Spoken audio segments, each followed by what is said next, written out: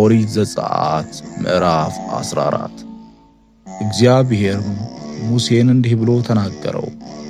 ተመልሶ በሚግዶልና በባህር መካከል በበዓል ዛፎንም ፊት ለፊት ባለው በፊሃይሮት ፊት እንዲሰፍሩ ለእስራኤል ልጆች ተናገር። ከእርሱም አጠገብ በባህር ዳር ትሰፍራላችሁ። ፈርዖንም ስለ እስራኤል ልጆች በምድር ይቅበዘበዛሉ፣ ምድረ በዳም ዘጋቻቸው ይላል። እኔም የፈርዖን ልብ አጸናለሁ፣ እርሱም ያባርራችኋል። በፈርዖንና በሰራዊቱም ላይ ሁሉ ክብር አገኛለሁ።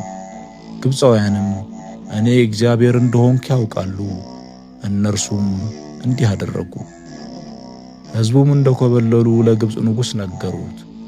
የፈርዖንና የባሪያዎችም ልብ በሕዝቡ ላይ ተለወጠና እንዳይገዛልን እስራኤልን የለቀቅነው ምን አድርገናል አሉ። ሰረገላውንም አሰናዳ፣ ሕዝቡንም ከእርሱ ጋር ወሰደ። 600 የተመረጡ ሰረገሎችንም የግብፅንም ፈረሶች ሁሉ በእያንዳንዱም ሰረገላ ሁሉ ላይ ሦስተኞችን ወሰደ። እግዚአብሔርም የግብፅን ንጉሥ የፈርዖን ልብ አጸና፣ እርሱም የእስራኤል ልጆች አሳደደ። የእስራኤልም ልጆች ከፍ ባለች እጅ ወጡ። ግብፃውያንም የፈርዖን ፈረሶች፣ ሰረገሎቹም፣ ፈረሰኞቹም፣ ሰራዊቱም ሁሉ አሳደዷቸው። በባህር ዳር በበዓል ዛፎን ፊት ለፊት ባለው በፊሃይሮት አጠገብ ሰፍረው አገኟቸው። ፈርዖንም በቀረበ ጊዜ የእስራኤል ልጆች ዓይናቸውን አነሱ፣ እነሆም ግብፃውያን በኋላቸው ገስግሰው ነበር። የእስራኤልም ልጆች እጅግ ፈሩ፣ ወደ እግዚአብሔርም ጮኹ። ሙሴንም በግብፅ መቃብር ስላልኖረ በምድረ በዳ እንሞት ዘንድ አወጣኸንን? ከግብፅ ታወጣን ዘንድ ይህ ያደረግንብህ ምንድር ነው? በምድረ በዳ ከምንሞት ብንገዛላቸው ይሻለናልና ተወን፣ ለግብፃውያን እንገዛ ብለን በግብፅ ሳለን ያልንህ ቃል ይህ አይደለምን? አሉት። ሙሴም ለሕዝቡ አትፍሩ፣ ዛሬ የምታዩአቸው ግብፃውያን ለዘላለም አታዩአቸውምና ቁሙ። ዛሬ ለእናንተ የሚያደርጋትን የእግዚአብሔር ማዳን እዩ። እግዚአብሔር ስለ እናንተ ይዋጋል፣ እናንተም ዝም ትላላችሁ አላቸው። እግዚአብሔርም ሙሴን አለው፣ ለምን ትጮኽብኛለህ? እንዲጓዙ ለእስራኤል ልጆች ንገር። አንተም በትርህን አንሳ፣ እጅህንም በባሕሩ ላይ ዘርጋ፣ ክፈለውም። የእስራኤልም ልጆች በባሕሩ ውስጥ በየብስ ያልፋሉ። እነሆም እኔ የግብፃውያን ልብ አጸናለሁ፣ በኋላቸውም ይገባሉ። በፈርዖንና በሰራዊቱም ሁሉ በሰረገሎቹም በፈረሰኞቹም ላይ ክብር አገኛለሁ። ግብፃውያንም በፈርዖንና በሰረገሎቹ በፈረሰኞቹም ላይ ክብር ባገኘው ጊዜ እኔ እግዚአብሔር እንደሆንኩ ያውቃሉ። በእስራኤልም ሰራዊት ፊት ይሄድ የነበረው የእግዚአብሔር መልአክ ፈቀቅ ብሎ በኋላቸው ሄደ። የደመናውንም አምድ ከፊታቸው ፈቀቅ ብሎ በኋላቸው ቆመ።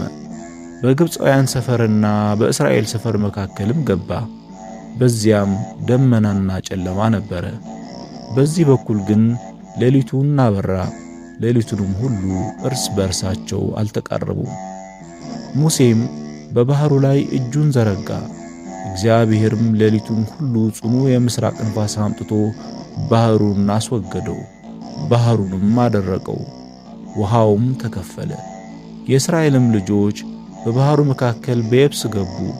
ውሃውም በቀኛቸውና በግራቸው እንደ ግድግዳ ሆነላቸው። ግብፃውያንም የፈርዖን ፈረሶችና ሰረገሎች ፈረሰኞቹም ሁሉ እያሳደዱ በኋላቸው ወደ ባሕር መካከል ገቡ። ንጋትም በሆነ ጊዜ እግዚአብሔር በእሳትና በደመና አምድ ሆኖ የግብፃውያንን ሰራዊት ተመለከተ፣ የግብፃውያንንም ሰራዊት አወከ። የሰረገሎቹንም መንኰራኵር አሰረ፣ ወደ ጭንቅም አገባቸው። ግብፃውያንም እግዚአብሔር በግብፃውያን ላይ ይዋጋላችኋልና ከእስራኤል ፊት እንሽሽ አሉ። እግዚአብሔርም ሙሴን እጅህን በባሕሩ ላይ ዘርጋ፣ ውሃውም በግብፃውያን በሰረገሎቻቸውም በፈረሰኞቻቸውም ላይ ይመለስ አለው። ሙሴም እጁን በባሕሩ ላይ ዘረጋ፣ ባሕሩም ማለዳ ወደ መፍሰሱ ተመለሰ። ግብፃውያንም ከእርሱ ሸሹ። እግዚአብሔርም ግብፃውያንን በባሕሩ መካከል ጣላቸው። ውሃውም ተመልሶ በኋላቸው ወደ ባሕር የገቡትን ሰረገሎችም ፈረሰኞችንም የፈርዖንም ሰራዊት ሁሉ ከደነ። ከእነርሱም አንድ ስንኳ አልቀረም። የእስራኤል ልጆች ግን በባሕሩ ውስጥ በየብስ ሄዱ። ውኆችም በቀኛቸውና በግራቸው እንደ ግድግዳ ሆኑላቸው። እግዚአብሔር በዚያ ቀን እስራኤልን እንደዚህ ከግብፃውያን እጅ አዳነ። እስራኤልም የግብፃውያን ሬሳ በባሕር ዳር አዩ። እስራኤልም እግዚአብሔር በግብፃውያን ላይ ያደረጋትን ታላቂቱን እጅ አዩ። ሕዝቡም እግዚአብሔርን ፈሩ፣ በእግዚአብሔርም በባሪያውም በሙሴ አመኑ።